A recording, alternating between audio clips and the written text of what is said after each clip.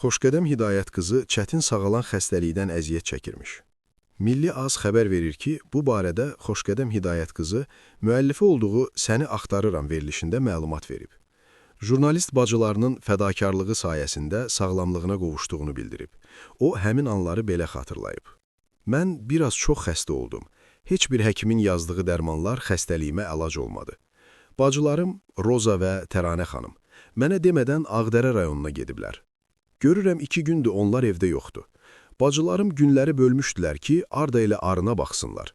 Onları, bacılarımı evdə görməyəndə narahat olmuşdum. Necə olub xəbərim yoxdur. Bir gün səhər gözümü açdım, gördüm bacım artıq evdədir.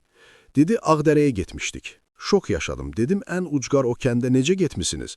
Ermənilər oranı xarabəyə döndərmişdilər. Həm də o ucqar kəndə traktorla, Niva ilə çıxırdıq. Dedi, ora getməliydik. Bir ona görə getməliydik ki, qardaşımızın məzarını ziyarət edək. İkincisi, orada su var. O sudan sənə gətirək. Sən o sudan istifadə edən kimi özünə gələcəksən. Bəlkə də buna kimsə inanmayacaq. Həqiqətən o sudan sonra mən sağaldım.